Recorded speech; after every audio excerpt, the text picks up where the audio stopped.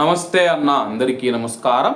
America మరియు Iran మధ్య కాల్పుల విరమణ ఒప్పందం జరిగిన తర్వాత కువైట్ మరియు గల్ఫ్ దేశాలలో సాధారణ జీవితం ఇప్పుడిప్పుడే వస్తూ ఉందన్నమాట.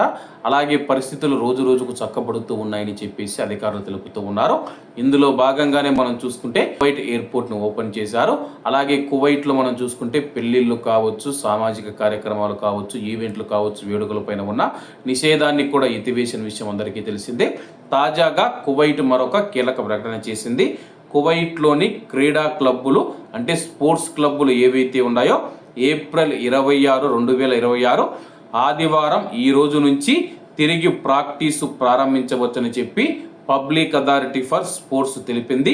అలాగే ఇక స్పోర్ట్స్ క్లబ్బులు ఉదయం 5 గంటల నుంచి రాత్రి 7 గంటల వరకు ప్రాక్టీస్ కోసం తెరిచి ఉంచడానికి అనుమతి ఇస్తూ ఉన్నట్లు పబ్లిక్ అథారిటీ ఫర్ స్పోర్ట్స్ తెలిపింది. అత్యవసర పరిస్థితుల్లో అన్ని క్రీడా సౌకర్యాల వద్ద తరలింపు ప్రోటోకాల్లను అమలు చేయడానికి సన్నాహాలతో సహా జాగ్రత్తగా అధ్యయనం చేసిన ప్రణాళిక ప్రకారం కువైట్లో క్రీడా కార్యకలాపాలను క్రమంగా పునరుద్ధరించే ప్రయత్నాలలో ఈ చర్య ఒక భాగమని చెప్పి అథారిటీ వివరించింది.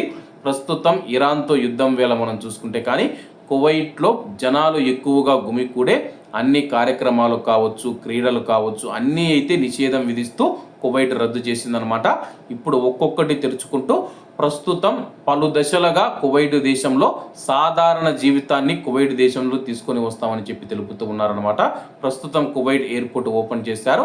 ఒక్కసారిగా అన్ని విమానాలు ఓపెన్ చేయకుండా దశల వారీగా కువైట్ ఎయిర్పోర్ట్ని ఎలా ఓపెన్ చేస్తూ ఉన్నామో మిగతా డిపార్ట్మెంట్లు కావచ్చు, మిగతా సంస్థలు కావచ్చు, మిగతా రంగాలలో కూడా పనులు అలాగే తీసుకొని వస్తామని చెప్పేసి అధికారులు తెలిపారు. కాబట్టి అందరూ బాగుండాలి, అందులో మనం ఉండాలి. అందరికీ నమస్తే అన్న, జై హింద్.